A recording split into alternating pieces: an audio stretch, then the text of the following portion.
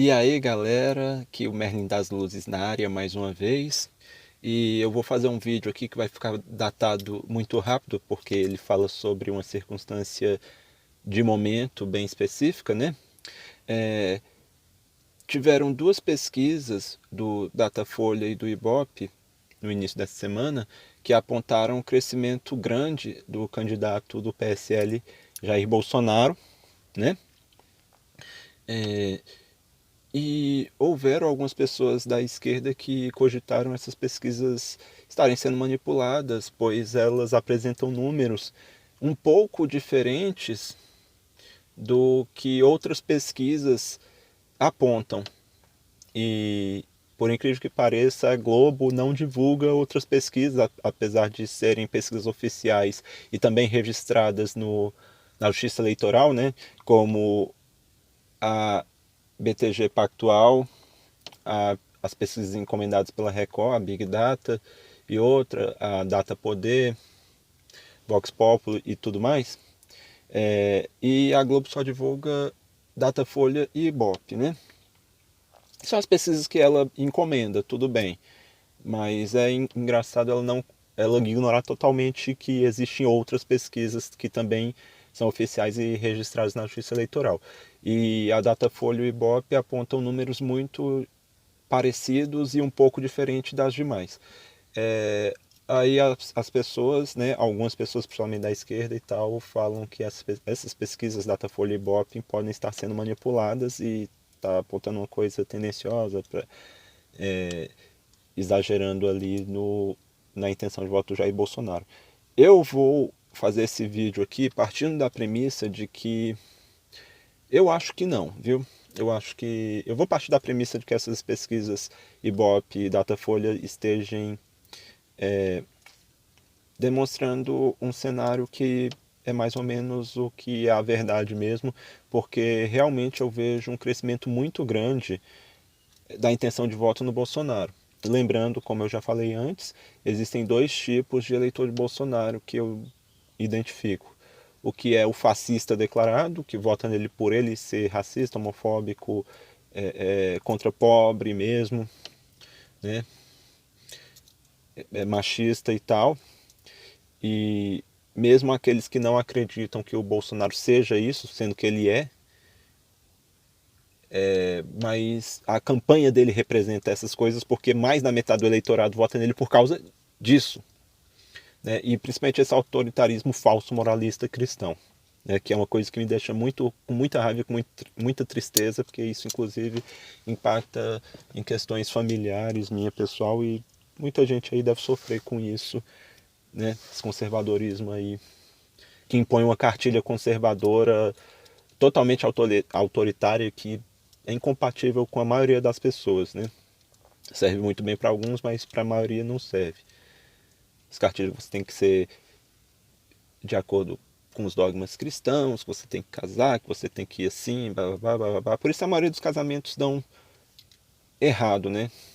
Porque as pessoas tentam seguir uma cartilha moralista que não serve para elas. Cada pessoa tem que ser livre para seguir a vida da forma que quiser. E por isso que eu defendo realmente a liberdade, e conservador não é libertário ou liberal nos costumes, tá? Conservador não defende liberdade em nenhum sentido, em nenhum sentido. Até porque no capitalismo, liberdade é você ter dinheiro. Você só é livre no capitalismo se você tem dinheiro. E esse liberalismo econômico, ele só defende liberdade para quem já tem dinheiro. E o pobre tem que se ferrar, logo, né, logicamente, o pobre nunca vai ser livre.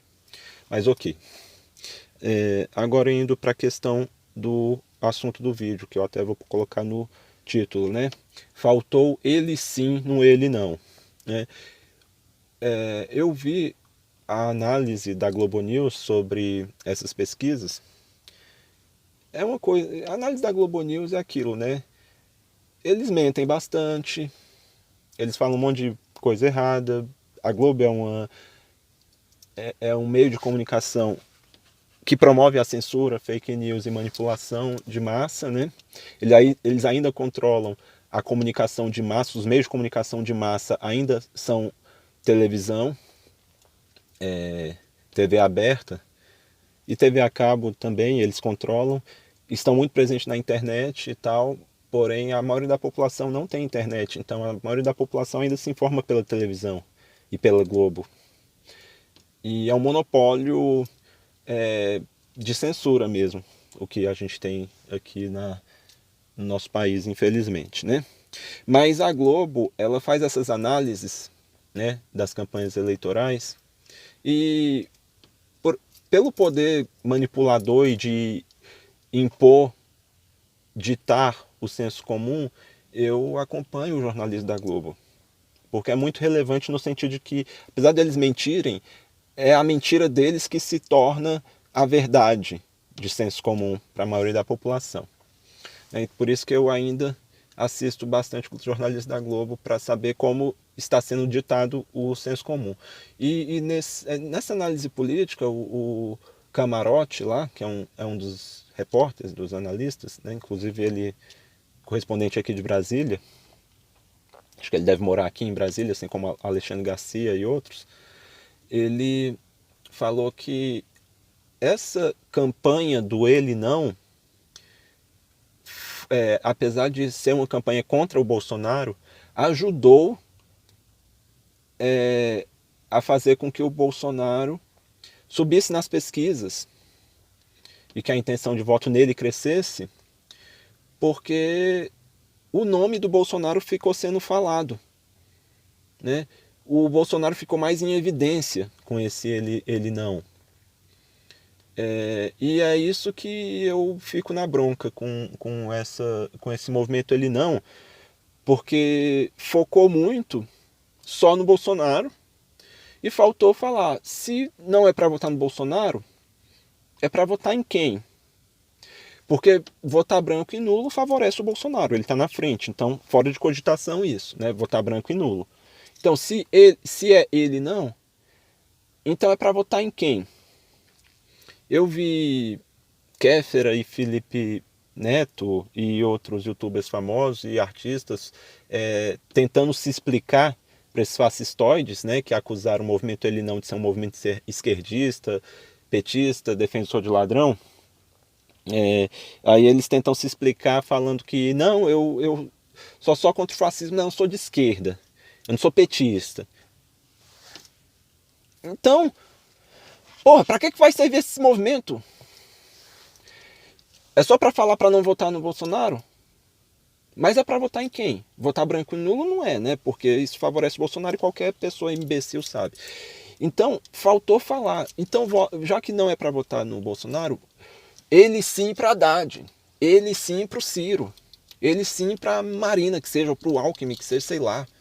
Embora eu nunca apoiaria um movimento ele sim pro Alckmin. Eu prefiro logo que o Bolsonaro entre e seja um governo fascista, pelo menos vai ser tão blindado e um fascismo à mostra muito mais fácil de ser combatido, porque não vai ser um fascismo velado, vai ser um fascismo que é um pouco mais à mostra. Eu prefiro o Bolsonaro do que um Alckmin que vai ser um cara altamente corrupto, contra os pobres, um governo totalmente anti-direitos básicos para a população mais oprimida, só que vai ser um governo blindado e um fascismo velado que vai ser muito mais difícil de ser combatido. Então, é complicado. Eu prefiro o Bolsonaro por conta disso, né? Porque se é para colocar um fascista, coloque logo um fascista pelo menos um pouco mais assumido, ou bem mais assumido, e que não seja tão blindado assim pela mídia, né? E que não tenha um apoio tão direto do centrão, né? Desse centrão que é a parte mais corrupta e podre, que mais rouba no nosso país. Para quem acha que o PT rouba mais, pesquisa aí no Google, né? Quais são os partidos mais corruptos do Brasil, você vai ver que o PT não está entre os mais corruptos. O PSDB, PMDB, DEM e PP, que são os mais corruptos. Que é esse centrão aí, né? Que apoia as medidas do governo Temer, eles, baseado em dados da Justiça Eleitoral e no montante que eles já roubaram, tanto o governo federal, municipal e prefeituras. E governos estaduais, né? Então, é uma falácia dizer que o PT é o mais corrupto e quando se vira para uma pessoa que apoia o ele não e cobra dela uma postura anti-esquerda e ela cai nessa onda, isso só favorece o Bolsonaro. Então ele não serviu para fortalecer o Bolsonaro, sim, porque faltou esse ele não apontar em quem as pessoas deveriam votar. Se as pessoas são antipetistas, na maioria desses movimentos, então por que não falar para votar no Ciro? Né? Foi uma perda de oportunidade muito grande assim de fortalecer um pouco a candidatura do Ciro. Lembrando que o Haddad ele cresce não pegando votos dos eleitores do Ciro. Né? Acho que eu sou uma exceção, né? Eu votava no Ciro antes e passei a votar no PT, né? Ter uma intenção de voto no PT por conta de algumas merdas que o Ciro falou, principalmente de agências reguladoras, né? Que totalmente mentira e caluniosa, porque eu sou dessa área de agências reguladoras, eu trabalho na Anatel e sei que a Anatel não tem nada de baderna, que é tudo muito organizadinho, muito dentro da lei, e que teve um caso de corrupção envolvendo um conselheiro diretor que já foi afastado, isso faz um tempo já, e foi só isso. No geral, a Anatel funciona relativamente bem, e no que ela não funciona é porque o alcance da regulação é pequeno, a Anatel precisa regular mais, e entre outras coisas. Né? A Anatel precisa agir mais, e o Ciro também fala que as agências reguladoras regulam demais, o que também é uma merda que ele falou, e também sobre essa questão do Ciro ser muito covarde em bater de frente com essa mídia de massa que promove a censura, principalmente a Rede Globo, né? Falando que o controle da mídia é controle remoto, que é uma canalice do Ciro. Eu sei que, pelo menos nessa parte aí e outras, ele tenta ser pragmático, afinal, ninguém ganha a eleição, ou sequer tem chance de ganhar eleição batendo de frente com a Globo. É só bater de frente com a Globo que o candidato é totalmente rechaçado, a mídia começa a inventar um monte de coisa, um monte de caso de corrupção e ou esse cara não passa a não ter chance de ganhar, ou se ele é um governante, o governo dele entra em crise ou é derrubado. Por calúnia e por difamação da mídia, né, em geral, como aconteceu com o PT. Então, é isso. Eu esqueci de falar no meu vídeo anterior, e eu vou falar agora, aproveitar, que eu falei sobre Petrobras, né? Que privatização da Petrobras seria um caos, porque você entregaria a Petrobras a preço de banana, a Petrobras não seria vendida pelo seu valor do patrimônio, do que ela vale, valor de mercado, ela seria vendida a menos de 5% do que ela vale, assim como ocorreu com a Vale do Rio Doce, e você entregaria uma área estratégica a um setor privado que colocaria o preço dos combustíveis lá em cima, e a população brasileira e a indústria, o transporte brasileiro seria obrigado a pagar isso porque não teria como ficar sem combustível. E dá para ver isso pela greve dos caminhoneiros que aconteceu, né?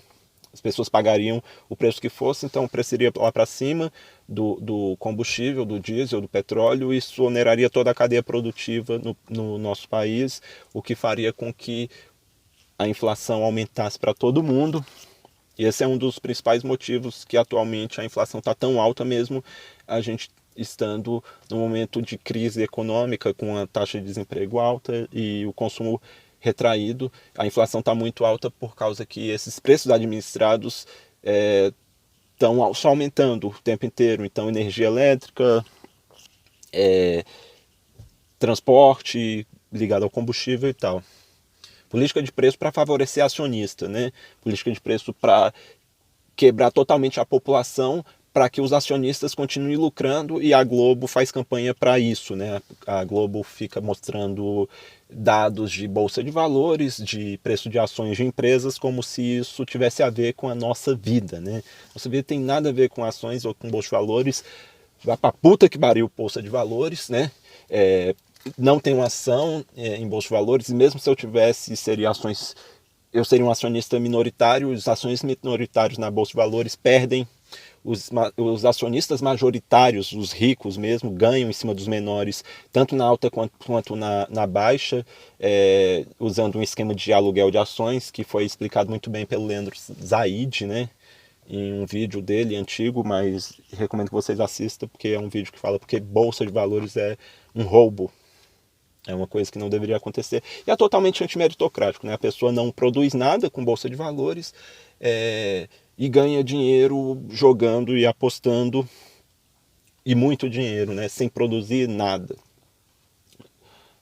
Existem outras coisas no capitalismo que fazem com que pessoas muito ricas ganhem dinheiro sem produzir ou ganham em cima do trabalho de outras pessoas, né? Mas, voltando ali ao assunto, né? Eu esqueci de falar no meu vídeo anterior sobre a Petrobras que, embora o PT seja muito acusado de ter feito um petrolão na Petrobras e ter feito uma administração desastrosa na Petrobras, isso é mentira, mais uma das várias mentiras da mídia, né? Porque não apresentou os números, né? A Petrobras lucrou assim 7 vezes, entre 7 e 10 vezes mais do que no governo anterior. Durante o governo do PT. Então, durante o governo do PT, 7 vezes mais lucrativa a Petrobras foi do que no governo FHC. O lucro anual da Petrobras era muito alto. E isso mesmo o PT fazendo uma política progressista de usar a Petrobras em parte, né? Não totalmente, mas pelo menos em parte, para controlar preços e fazer uma política, pelo menos mais ou menos, a favor da população, sem priorizar tanto os acionistas, né? Como fazem os governos neoliberais com esse parente que estava aí na diretoria da Petrobras e acabou saindo, mas sai o parente, entra alguém tão cafajeste quanto esse parente no lugar, né? No governo Temer, e continua essa política da Petrobras de alta dos preços aí, quase que diários, só para favorecer os acionistas, né? Porque a Petrobras ela tem que ficar lucrando, né? A Petrobras ela lucrou durante quase todo o governo do PT. Só ali no final do primeiro mandato e o segundo mandato da Dilma, a Petrobras parou de lucrar para favorecer um pouco mais a população, para vender um combustível um pouco mais barato, abaixo do preço de custo. E aí a Globo, não, tá errado, não pode não. Os acionistas têm que ficar lucrando o tempo inteiro. Não tem. Aliás, sou totalmente contra a Petrobras ser capital aberto, ter ações de Petrobras em bolsa. A Petrobras não precisa disso. O Estado pode arcar com os investimentos na Petrobras e lucrar sozinho com os frutos desse investimento. Então, o PT ele fez uma política progressista com a Petrobras e mesmo assim a Petrobras lucrou bastante, então o PT fez sim uma administração excelente com a Petrobras. E para finalizar esse vídeo eu queria dizer o seguinte: o Bolsonaro ele tem uma militância muito forte, muito forte. Então a maioria das pessoas que vão votar no Bolsonaro é porque gostam do Bolsonaro. Não estão fazendo voto também contra o PT, mas estão votando no Bolsonaro porque acham que o Bolsonaro representa os valores que eles acreditam ou representa uma esperança de mudança. O que é bem engraçado, né? E bem idiota achar que o Bolsonaro representa alguma mudança, porque o Bolsonaro está na vida pública, na política, há quase 30 anos, não mudou nada, só colocou filhos em cargos políticos. E o Bolsonaro já fez vários discursos defendendo a continuidade da velha política e das regalias e auxílios imorais para políticos, né? Lembrando que eu não considero o salário em si dos políticos alto, porém eu sou totalmente... O salário dos políticos é de um teto de 35 mil, não passa de 35 mil. Isso não é uma coisa tão alta, não dá para ser uma pessoa rica, você tendo uma família aqui em Brasília e ganhando 35 mil, você vai ser classe média alta. Agora, as regalias e os auxílios são imorais. Imorais. Verba de gabinete administrada diretamente pelo parlamentar também é imoral. Deveria ter uma área de RH no Congresso que controlasse essas verbas de gabinete de cada deputado e repassasse isso diretamente aos colaboradores, aos assessores dos gabinetes, sem isso passar pela administração do deputado, porque senão ele pega isso e põe no próprio bolso, como acontece na maioria das vezes, né? E esses auxílios, ao contrário do que o Bolsonaro fala, ele tem sim que pagar do próprio bolso a comida, o telefone, a passagem, o caralho todo, né? O salário já é o suficiente para essas coisas, tá? Então, o Bolsonaro não representa mudança, porque ele representa todas essas regalias aí que sempre existiram e sempre vai continuar existindo com ele ainda mais no poder, né? Agora a militância do PT está muito fraca. Como o Leonardo Stopp falou, os eleitores do PT estão muito envergonhados. Eu mal me manifesto em meio à família, em meio a colegas de trabalho, porque praticamente todos são de direita, são antipetistas e até bolsominions mesmo. Aqui no meu trabalho tem uma ala fascista que é muito esquisita, fala que bullying forma caráter, é contra pobre, acha que Bolsa Família forma vagabundo, entre outras coisas. É complicado, né? É complicado. Então, o, o meu voto no PT, por exemplo, é um voto no PT porque eu acredito que o PT é um partido bom, apesar de ter suas falhas, é um partido bom. Assim como eu acredito que a candidatura do Ciro é uma candidatura do bem também, seria um ótimo presidente, apesar das coisas que ele falou sobre agências reguladoras, ele acho que jogou para a galera, ele não vai fazer isso. Porém, até na própria esquerda há um racha e pessoas antipetistas na centro-esquerda mesmo. E as pessoas que votam no Haddad ou votam por causa do Lula ou votam porque são anti-Bolsonaro. E eu acho que falta essa força da militância petista ou daqueles que representam um voto para o PT, de votar no PT porque acreditam que o PT tem as suas virtudes. Entendeu? Eu já fiz um vídeo apontando os números econômicos e sociais do governo do PT, dos 13 anos que o PT esteve no poder. Não dos 13 anos, mas dos 12 anos que foram os dois primeiros mandatos do Lula, mas o primeiro mandato da Dilma, que também foi um mandato muito bom. Apesar das pessoas criticarem bastante a Dilma, o primeiro mandato da Dilma foi excelente, tanto que ela foi reeleita por causa disso. Então, falta esse apoio as virtudes que tem o PT. O voto no Bolsonaro não é apenas um voto antipetista. É um voto porque representa valores que os bolsominions acreditam. Já o voto para o PT é um voto que parece ser único e exclusivamente um voto anti-Bolsonaro, um voto ele não. E não é assim que funciona. As pessoas têm que votar no PT porque reconhecem que o PT fez um governo bom para o pobre, pela dignidade da pessoa humana, pela defesa do meio ambiente, pela defesa dos serviços públicos, combateu a miséria e a fome de forma muito boa, promoveu avanços sociais. O PT fez coalizões e teve que manter várias políticas ruins do governo anterior por conta dessa coalizão que precisou fazer para ter governabilidade, para ter até condições de conseguir disputar as eleições, né? Porém, o Humberto mesmo fala lá que o PT é a mesma coisa que o PSDB, que o PMDB, porque o PT teve apoio para fazer o que queria, mas não fez, o que é uma frase que não tem o menor sentido. O PT não é igual ao PSDB e o PMDB, basta você comparar os governos. De qualquer burro, se não tiver preguiça de fazer esse simplismo idiota e estudar, ter um pouco de esforço e estudar, e não ficar nesse simplismo de PT é a mesma coisa que os outros, vai perceber que PT é totalmente diferente dos outros no governo, manteve algumas políticas econômicas, como tripé, macroeconômico, essas coisas e tal, política de juros altos, mas não deixou de fazer reforma agrária e tudo mais, mas foi porque o PT é um governo que, na verdade, não teve o apoio. Foi um dos governos mais sem apoios que houve. O apoio que o PT conseguiu no Congresso, ele conseguiu maiorias para aprovar coisas específicas. Foi um apoio muito limitador, como eu já falei, né? Para fazer reforma agrária, o PT nunca iria conseguir apoio do Congresso, dada a forte presença da bancada ruralista e a bancada do boi, né, além da bancada da bala, dos bancos e da Bíblia.